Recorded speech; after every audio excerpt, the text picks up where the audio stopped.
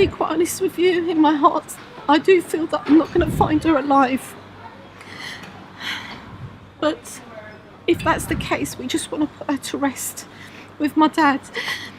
And I just plead, please come forward. We don't care who you are, you can come anonymously. Today's story brings us to County Wicklow in Ireland and to the seaside town Bray. I live in Wicklow, around 20 minutes from Bray. It's a quaint coastal town that attracts thousands of Dubliners every summer, and they usually flock to this one strip right in front of the sea. There is plenty of really nice bars, restaurants and lots of festivals during the summer. Think great music, ice creams and nice walks with some nice views. The great Sinead O'Connor lived just along the seafront in one of those houses. I bumped into her while getting ice cream one summer. She's a really nice woman who went through a lot of pain in her life. Now this story begins with Esra Uyrun. She's a 38-year-old woman, wife and mother to a young son. Ezra is originally of Turkish descent, along with her husband Oscar. She grew up in England and she speaks with an English and a London accent. They both moved to Dublin from the UK in 2007, and they were both very close to their families, who remained in England. Ezra didn't see herself in Ireland forever, and they were actively trying to put things in place to move back to London. It's not that Ezra and her family didn't like Ireland. She had a support system in the UK and she wanted to remain within a reasonable distance of her family. Ezra was a vibrant and outgoing woman. She had a passion for fashion and design, and she joined a local social group for mothers and was a regular in the local shops. She really put herself out there. Her neighbours described her as friendly and a nice neighbour to have. Both her and her husband worked for Sporting Bet in South Dublin. Oscar had secured a better position, so to cut costs of childcare, Ezra would be a stay-at-home mother for the foreseeable future. On the morning of the 23rd of February 2011, which was a Wednesday, Ezra was preparing for her mother and her mother-in-law to arrive from London the very next day. She had spent the days prior getting everything ready for their arrival, and was by all accounts very excited, and set up the visit to liven her mother's spirits, as her father had passed away the previous October. Her mother was uncomfortable travelling alone, so she arranged for her mother-in-law to come over too. She arranged a spa trip for them, along with dinner in a nice restaurant, and she was really excited for them to arrive. The day before their arrival, Ezra was on the phone to her sister Berna, and she asked her sister to pack a load of spices in her mother's suitcase. Ezra had made a lot of future plans which would come into play later in this case.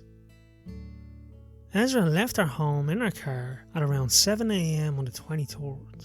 She went to go to the local shop in Neilstown, just to pick up some milk and other bits for the day, so she didn't have to leave the house with her 2.5-year-old son.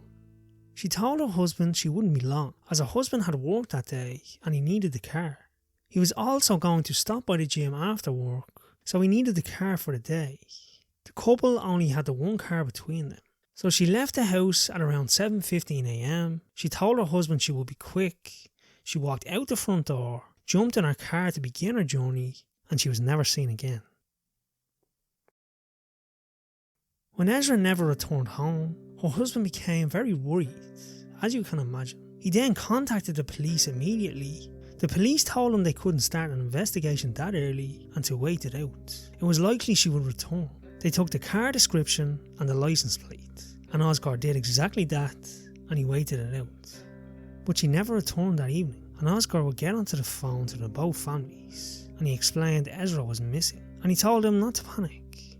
And when the next morning came around, Oscar's mother gave her plane ticket to Berna, Ezra's sister, as she wanted to come over and see what was going on, and maybe help out in a search for Ezra.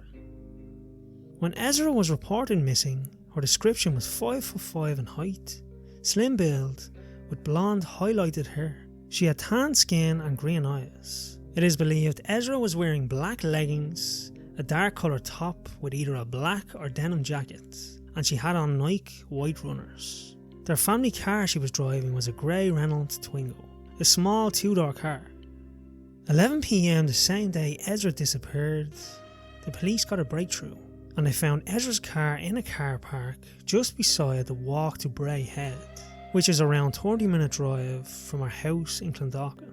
The area was searched over and over again by authorities and volunteers, but nothing was recovered.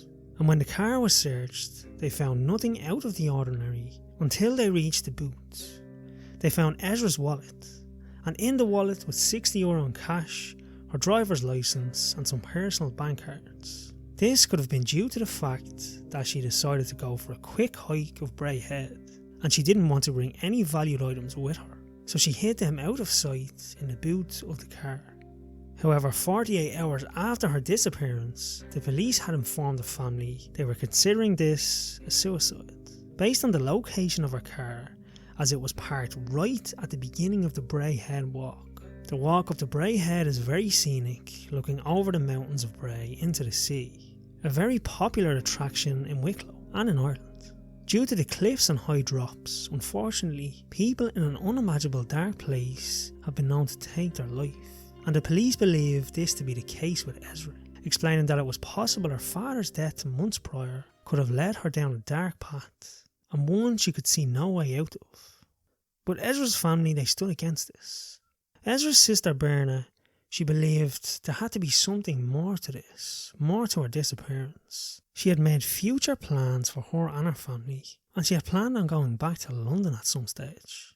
Every morning starting a few days after her disappearance, Berna would sit on a wall in the car park where Ezra's car was found. She would just sit there watching people. She noticed 90% of people that passed her were also there every day. They were either jogging or walking, and she eventually got talking to them. And while talking to them, she would show them the pictures of Ezra. And everyone she spoke with said they never saw anyone remotely resembling Ezra walking the path recently. Ezra's sister and her family urged the police to investigate further into her disappearance, and with some pushing and shoving, they recovered some CCTV footage. The first footage shows Ezra at a roundabout 3 to 4 minutes away from her home at 7:50 am, the day she went missing. It showed her going in the opposite direction to her home. You see, she left her house at around 7:15 am that morning, but the car wasn't picked up on CCTV footage until 7:50, and it was going in the opposite direction to her home. So what happened within a 30-minute or so gap? A separate piece of CCTV footage captures Ezra's car driving erratically right before it enters the car park in Bray, so much so that it nearly crashed into another car.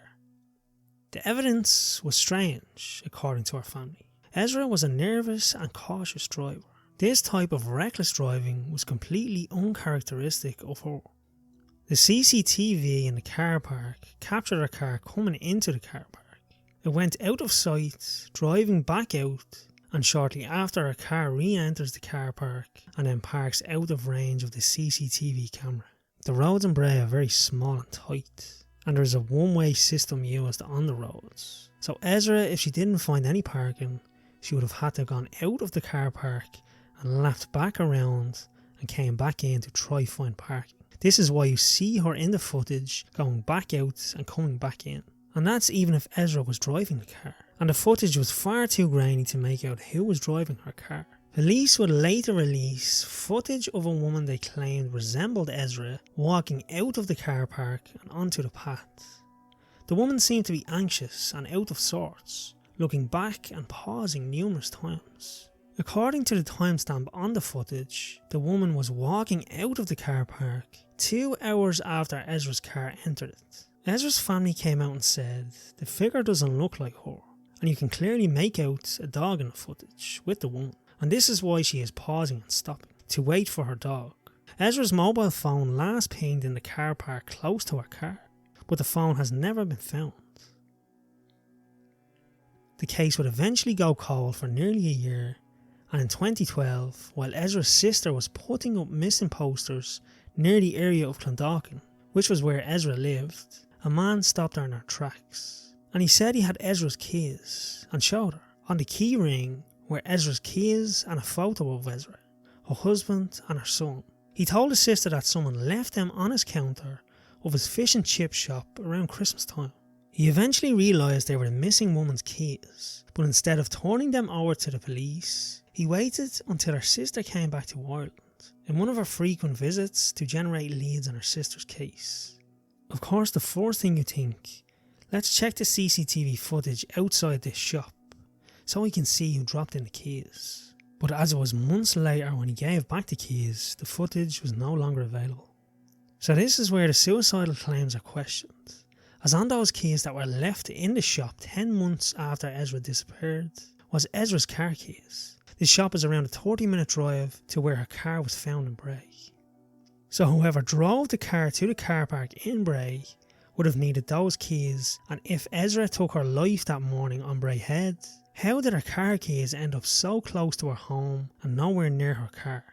Now, it was reported Ezra had lost a similar set of keys prior to her disappearance, and that they were handed into the shop then, and if true, this would debunk this theory. After this, there was nothing further of interest in the case, and the investigation came to a halt.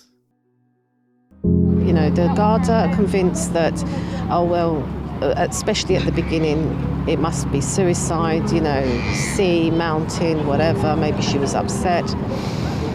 I find that hard to believe, considering, you know, I spoke to her only days before she went missing. She'd invited my mum over, all the plans she'd made herself, and then all of a sudden to disappear a day before my mum was due to arrive here to visit her for a month. That doesn't sound right to me at all. I don't believe that anyway.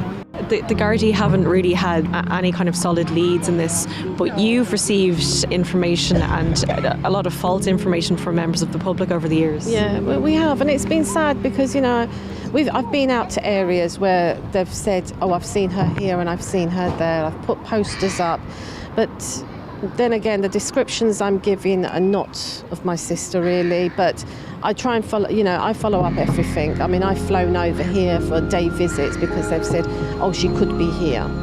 And, you know, because it's hope. And it is sad that we get targeted sometimes with false hope.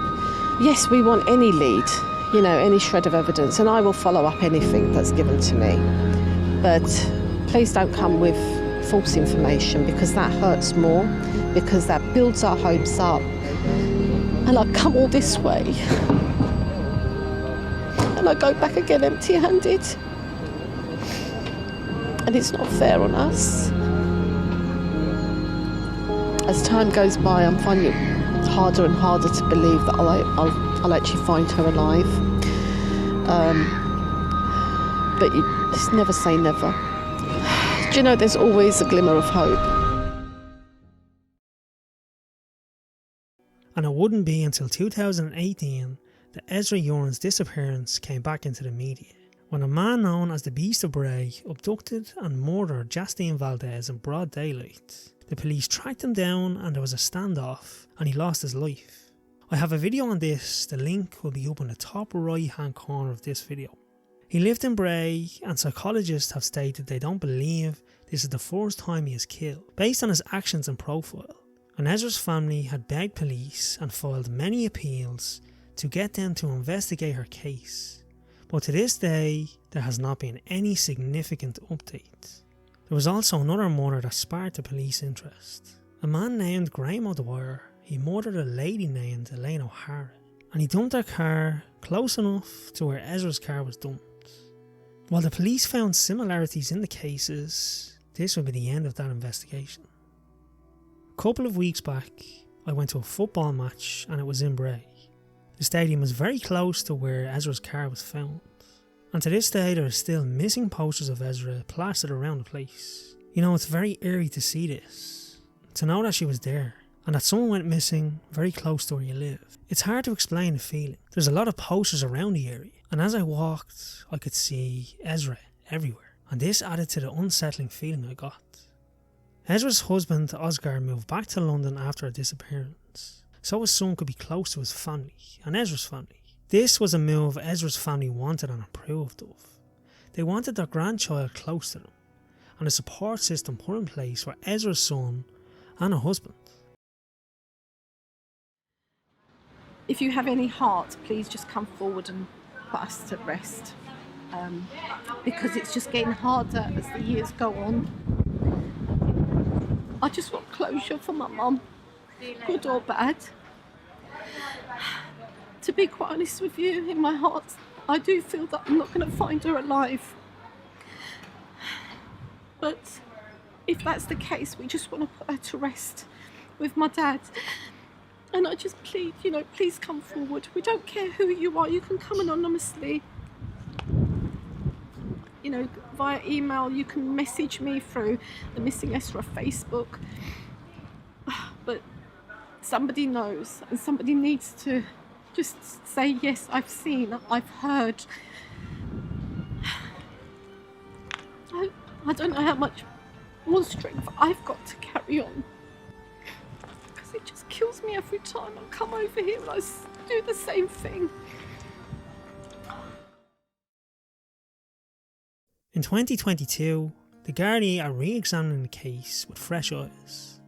Ezra's sister Berna believes something happened to Ezra near her home before her car got to Bray, as Bray was searched so many times, recovering nothing. It wasn't just searched on the day or the weeks after, it was searched months after and even years after, and nothing has ever been recovered. Ezra's sister Berna still comes over to Ireland annually. She meets with the Romanstown investigators to see what updates they have in the case, as she refuses to give up hope of finding her sister. She also goes around and puts new posters on new lampposts. She has been a huge drive for this investigation, and a credit to Ezra and her family. If you have any information on the disappearance of Ezra, you can contact the Gardaí on phone number 1800 666 111, and this is a confidential number, so you can keep your identity private. Thoughts go out to Ezra's family. Hopefully one day they get the answers they deserve. Thank you for watching. I will see you in the next one.